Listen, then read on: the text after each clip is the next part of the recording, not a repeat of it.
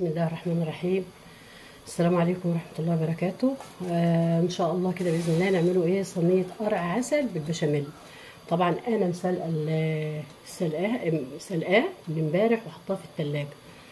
هنبدأ كده بسم الله. معايا زبدة سايحة هنحط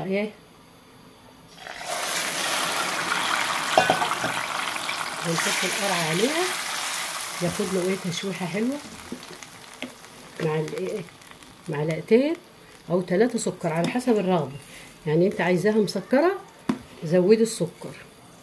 انا حاطه 4 معالق من دي صغيره يعني مش كبيره. هشوحها على النار وتشوف هنعمل وعلى ما نشوحها بقى هنعمل انا حطيت زبده على النار. هنعمل بقى البشاميل. حطيت 4 معالق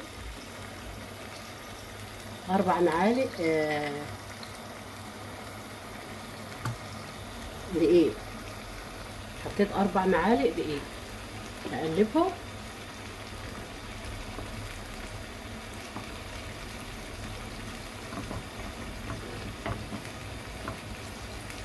لغايه ما تشمي الريحه عشان ما يبقاش طعم البشاميل ريحته دقيق كده. ساعه ما تشمي ريحته على طول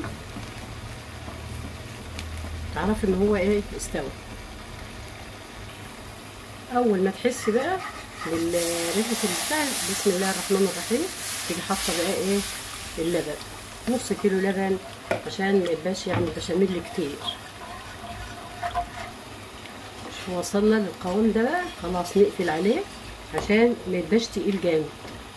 نقفل عليه كده. خلصنا البشاميل وهنحط له شويه اضافات. معلقه قشطه بلدي هحطها. هي طبعا هتسيح مع معلقه كبيره مليانه. هي هتسيح مع الحراره هتسيح.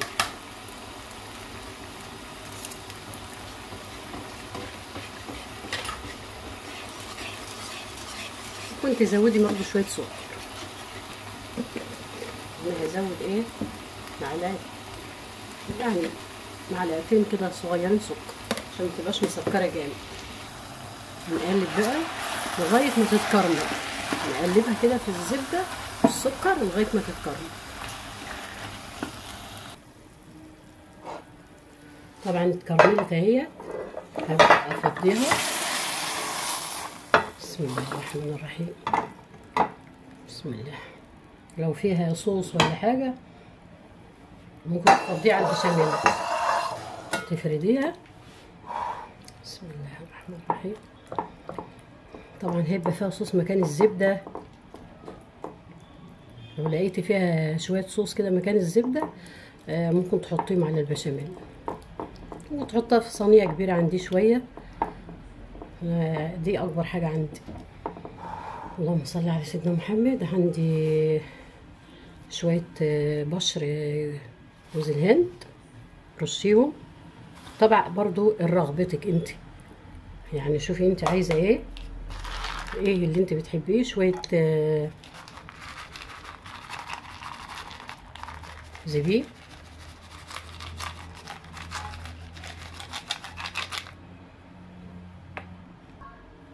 وادي البشاميل. بسم الله الرحمن الرحيم.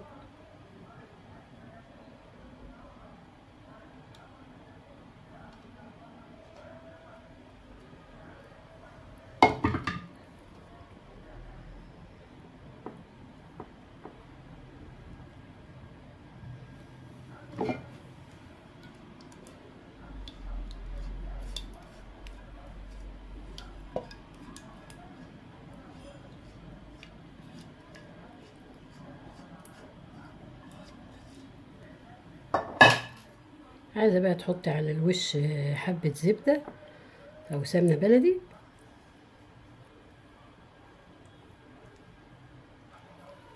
يعني حاجه بسيطه كده بس عشان ما تبقاش دسم قوي على الوش كده عشان تديله لون بيلمع. دخلها بقى الفرن. والمفروض تحطها بس للوش بس. يعني تحطها تحت الشوايه. بس انا هحطها من تحت شويه ومن فوق الشوايه شويه. طلعتها طبعا من الفرن، بس والله الاضاءة ظلماها. شفتي شكلها روعة وشهي. هسيبها بس لما تبرد شوية ونقطعها. بعد يعني هي بردت شوية، بس ايه يعني ما بردتش قوي.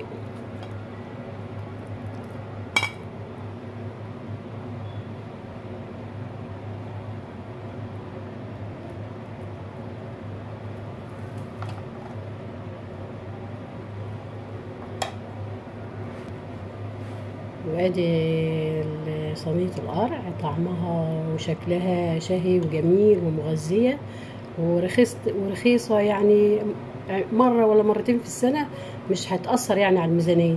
تاكلوها ان شاء الله في الهنا، وتعملوا طريقتي سهلة وبسيطة وما بتاخدش وقت في ايدك. وما تنسونيش من اللايك والشير والاشتراك وتعليقاتكم الحلوة. واشوفكم ان شاء الله على خير، والسلام عليكم ورحمة الله وبركاته. وطبعا ايه الولاد مش عارفين يقاوموا بقى فبياكلوها. يلا بالهنا والشفا، وكل سنة وانتم طيبين، والسلام عليكم ورحمة الله وبركاته.